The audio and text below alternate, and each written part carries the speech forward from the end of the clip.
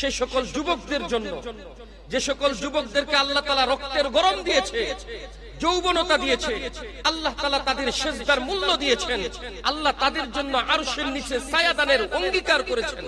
তারপরেও তারা শক্তি থাকা সত্ত্বেও ফজরে কনকনে শীতে ঠান্ডা পানি দিয়ে ওযু করতে রাজি না।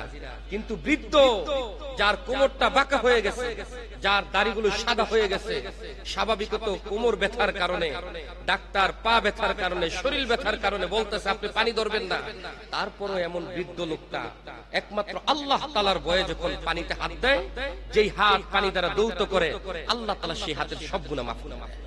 শীতকালের সময়টাতে মুমিনদের ইবাদতের কিছু সহজ পদ্ধতি আল্লাহ তাআলা দিয়ে দিয়েছেন। সুবহানাল্লাহ। ইসলাম এমন একটা জিনিস, আমি প্রায় তো বলি যে ইসলাম আমাদেরকে আশ্চর্য করে দেয়। ইসলাম এমন একটা জিনিস, আল ইয়াউমা আকমালতু লাকুম দীনাকুম ওয়া আতমামতু আলাইকুম নি'মাতি ওয়া রাদিতু লাকুমুল ইসলাম দীনা। আল্লাহ ইসলামটাকে একবার কমপ্লিট করে আল্লাহ তাআলা দিয়েছেন। সুবহানাল্লাহ। এখন বর্তমানে ইসলামের মধ্যে, ইসলামে চলতে দেশ ডিজিটাল হোক অথবা স্মার্ট হোক, যা কিছুর প্রয়োজন এই ইসলামের মধ্যে আল্লাহ তাআলা দিয়ে দিয়েছেন। সুবহানাল্লাহ।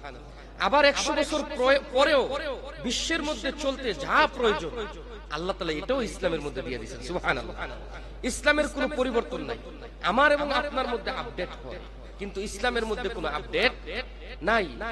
সব আপডেট আল্লাহ তাআলা ইসলামে দিয়ে দিয়েছেন। সুবহানাল্লাহ। যেমন একটা সাধারণ উদাহরণ দেখাই। আপনি বলেন তো, আগে মসজিদ ছিল খেরকুটা দিয়া, সোনের ঘরের মধ্যে মানুষ নামাজ পড়ত। মুরব্বীরা বুঝবো, আমিও দেখি এরকম ছিল না। তখন মসজিদে প্রবেশ করার দোয়া কি ছিল? আল্লাহুম্মা ইফতাহলি আবওয়াবা রাহমাতিক। তারপর হলো টিনের ঘর, তারপর কি? টিনের ঘর। তখন মসজিদে প্রবেশ করার দোয়া আল্লাহুম্মা ইফতাহলি আবওয়াবা। তারপর হলো আধা দালান, অর্থাৎ অর্ধেক দালান, উপরে টিন। তখনও দোয়া আল্লাহুম্মা ইফতাহলি আবওয়াবা রাহমাতিক। তারপর আসলো পুরা দালান, তারপর আসলো টাইলস, এখন বর্তমানে মার্বেল। তারপরেও দোয়া কিন্তু আল্লাহুম্মা ইফতাহলি আবওয়াবা রাহমাতিক। সোনের ঘর থেকে মসজিদ মার্বেলে পরিণত হয়েছে, ডিজিটাল হতে হতে স্মার্ট হয়েছে, কিন্তু দোয়া আল্লাহ তাআলা ইসলামে একটাই রেখেছেন, আল্লাহুম্মা ইফতাহলি আবওয়াবা রাহমাতিক। অর্থাৎ ইসলামের মধ্যে কোনো পরিবর্তন নাই। যত স্মার্ট হবে, যত আপডেট হবে, আল্লাহ তাআলার কাছে এক ইসলামের মাধ্যমে সব সময় আল্লাহ তাআলার কাছ থেকে রহমত এবং বরকত পাওয়া যায়। সুবহানাল্লাহ। এটাকেই বলা হয় ইসলাম। এটাই কি? তাই শীতকালে মুমিনরা যে ইবাদতটা করতে বেশি ভয় পায়, সেটা হচ্ছে কনকনে শীতে ঠান্ডা পানি দিয়ে ওযু করা, ঠিক কিনা? তাই শীতের কালে ভোরে বা তাহাজ্জুদে ওযুর কি মজা, এটা আমরা বুঝি না, দেশ গ্রামের মানুষরা বুঝে। কেমন? যখন টিউবওয়েল ছিলেন আপনারা, আমাদের বাড়িতে আছে, দেশ গ্রামে এখানে গাইবান্ধা, তারপরে হচ্ছে বিভিন্ন এলাকার লোকেরা আছেন, আপনারা জানেন। শহরে যারা জন্ম এবং বড় হয়েছে, টিউবওয়েল দেখতে তারা শহরের বাইরে যেতে। টিউবওয়েলে কিছুক্ষণ চাপ দেওয়ার পরে আল্লাহ তাআলা অটোমেটিক্যালি সেখান থেকে গরম পানি বের করে দেয়। সুবহানাল্লাহ।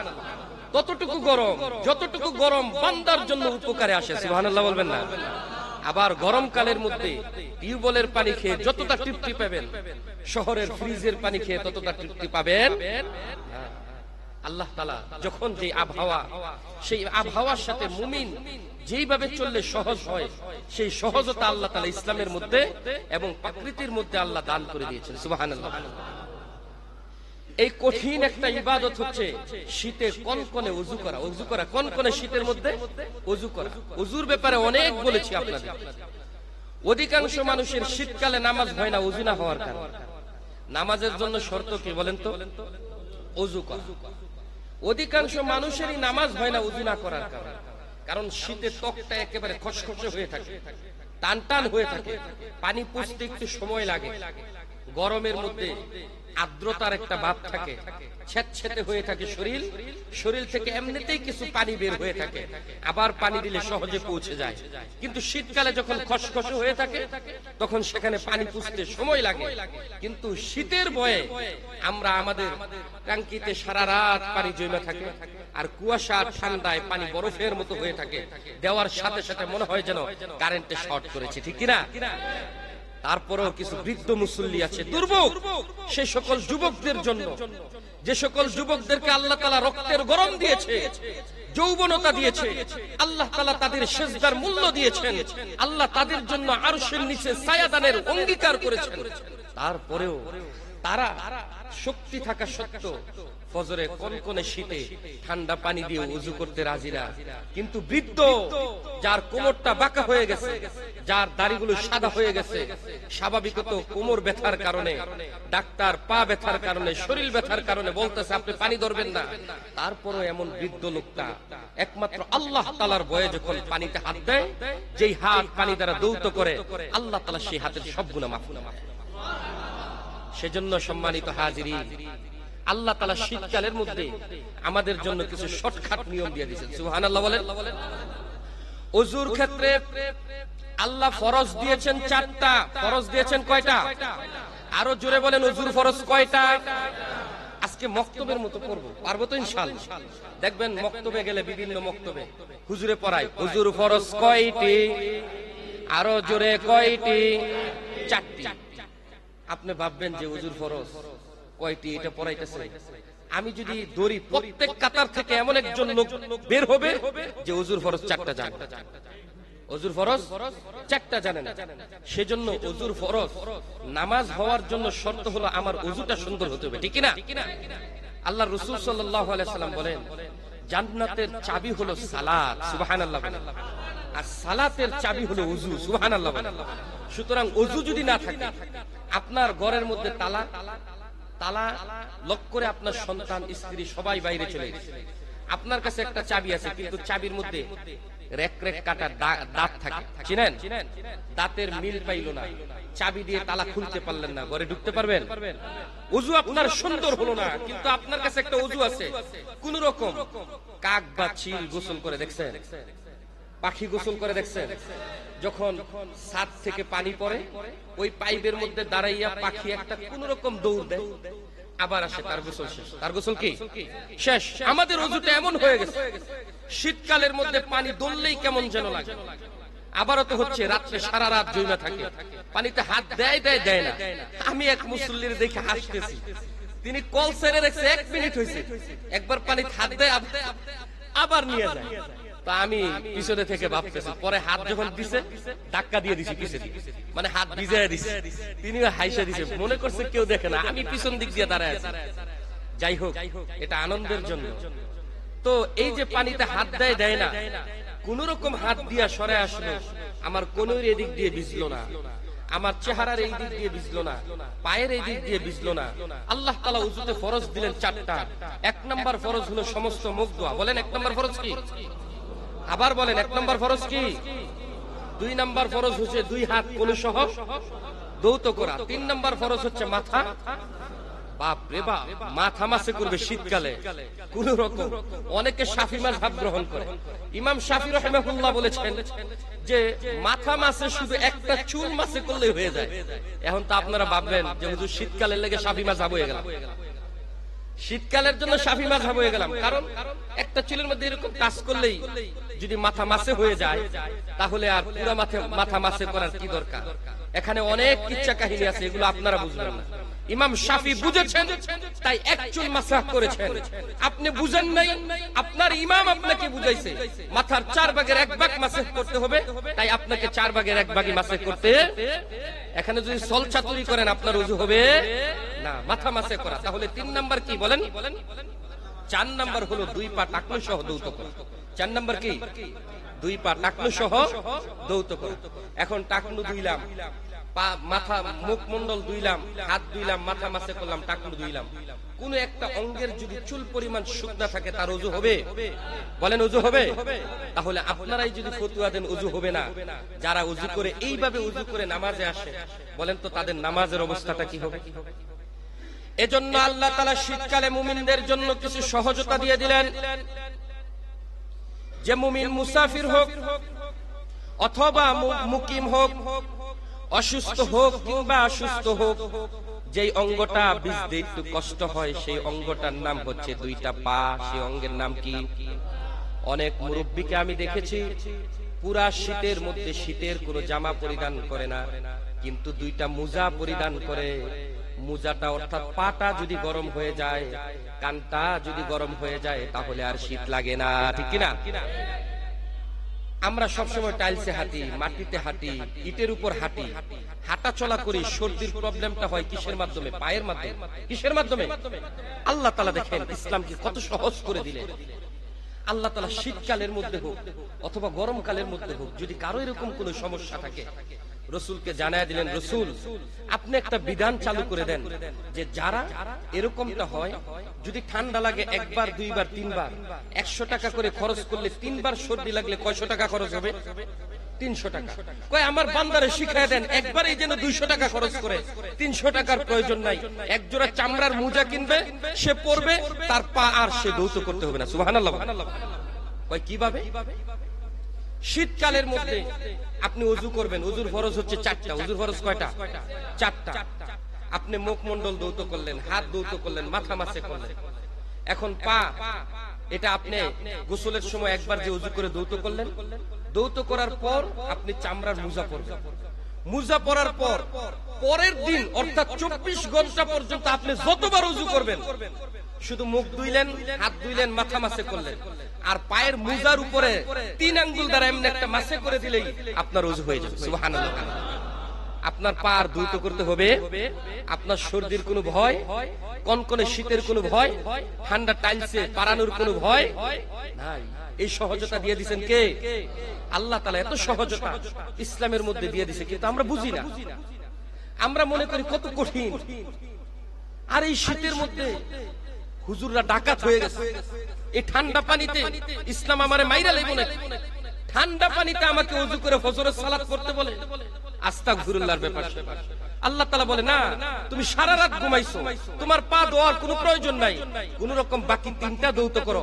আমি আল্লাহ তাআলা তোমার কষ্ট যতটা বুঝি, তোমার প্রিয়তম মানুষগুলো তোমার সেই কষ্টটা বুঝে না। সুবহানাল্লাহ।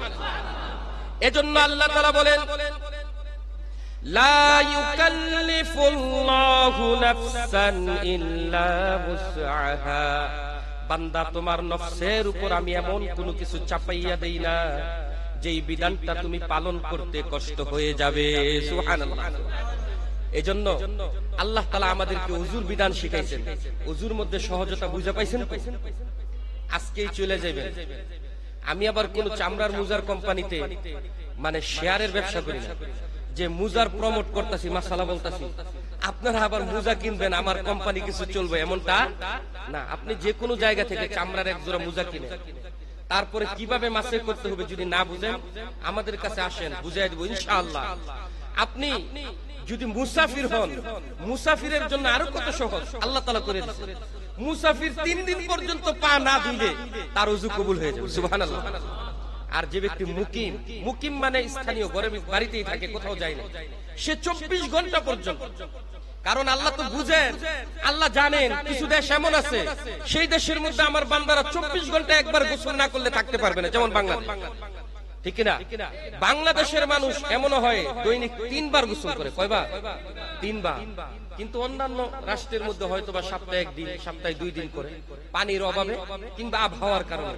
কিন্তু আমার দেশের মধ্যে আল্লাহ তাআলা একটা নিয়ামত দিয়েছেন, বান্দারা 24 ঘন্টায় কয়বার গোসল করে। তাই প্রথম দিন গোসল করে আপনি মুজা পরবেন। মুজা পরার পর আপনার তো গোসলের সাথে ওযু হয়েই গেল। এখন আপনি নামাজ পড়বেন স্বাভাবিকভাবে। এই ওযু দিয়া যত ওয়াক্ত নামাজ পড়তে পারেন পড়েন। আবার ওযু ছুটে গেল, এই মুজাই পায়ে দিয়ে আপনি প্রস্রাবখানায় গেলেন, কিন্তু খেয়াল রাখতে হবে যেন প্রস্রাবে ছিটা না পড়ে। বাথরুমে গেলেন মুজা পায়ে দিয়া, খেয়াল রাখতে হবে বাথরুমের কোনো ছিটা যেন না আসে। এই মুজা পায়ে দিয়ে আপনি সব করলেন, বাজার করবেন, সদাই করবেন, যা ইচ্ছা তা করবেন। আলী রাদিয়াল্লাহু তাআলা আনহু বলে, আশ্চর্য হয়ে যায় আমি, এটা ইসলামে কেমন এক বিধান দিলেন। আমি যদি ইসলামের শরীয়তের প্রণেতা হতাম, আমি বলতাম যে মুজার নিচে দিয়ে মাসে কর, কারণ মুজায় ময়লা ভরে কোন দিক দিয়ে বলেন তো? নিচে দিয়া। আল্লাহ তাআলা বলে, নিচে তোমার হাত দিতে হয়তো বা একটু ইতস্ত বোধ করতে পারো, আমি আল্লাহ নিচে হাত দেওয়াটাও তোমাকে সহজ করে দিলাম। নিচে হাত দিতে হবে না, মুজার উপর দিয়ে হাত দিয়ে দিলেই তোমার ওযু হয়ে যাবে। সুবহানাল্লাহ। আবার মোজা নষ্ট হয়ে যাওয়ার ভয়, এটাও সহজ করে দিলাম।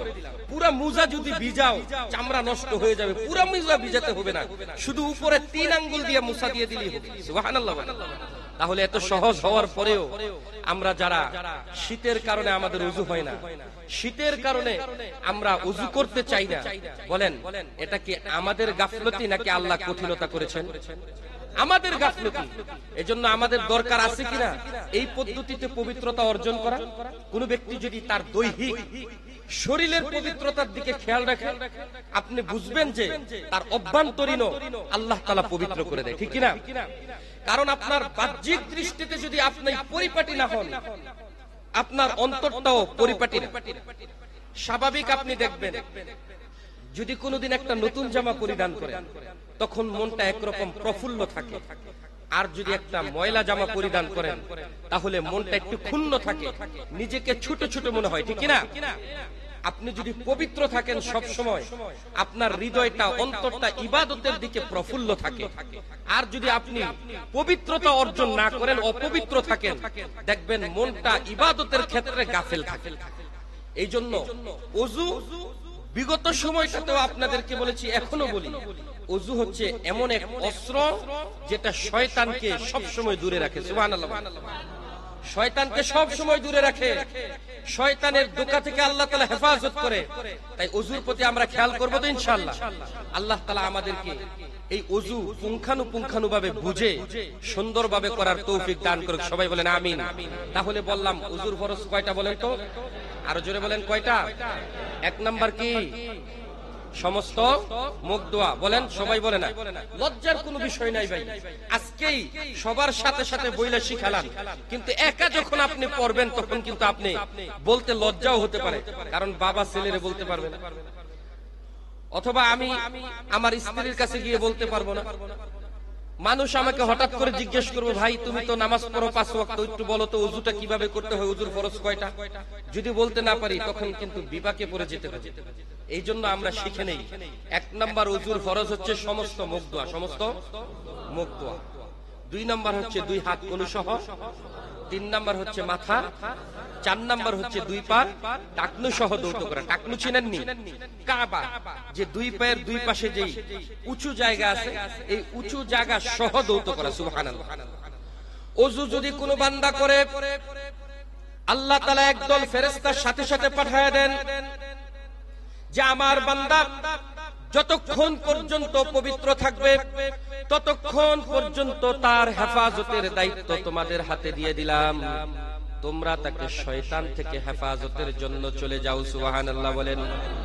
ওযু করনেওয়ালা ব্যক্তি আল্লাহর রাসূলকে আম্মা জান আয়েশা বলেন, ইয়া রাসূলুল্লাহ, ইয়া হাবিবাল্লাহ, হাসরের ময়দানে লক্ষ কোটি মানুষ থাকবে, এত মানুষের মধ্যে আপনার উম্মতদেরকে চিনার পদ্ধতি কি? আল্লাহর রাসূল বলেন, লক্ষ লক্ষ কালো গোরা যদি থাকে, এর মধ্যে যদি একটা গোরা থাকে সাদা, তুমি তোমার সাদা গোরাটাকে চিনতে পারবে কিনা?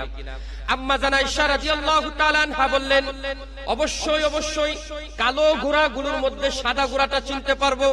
আল্লাহর রাসূল বলেন, আমার যে উম্মত দুনিয়ার জমিনের মধ্যে আল্লাহকে সাজদা করেছে এবং ওযু করেছে, সব মানুষের চেহারাগুলো সেদিন কালো থাকবে, কিন্তু ওযুর অঙ্গগুলো সেই দিন নূর দ্বারা চমকাইতে থাকবে।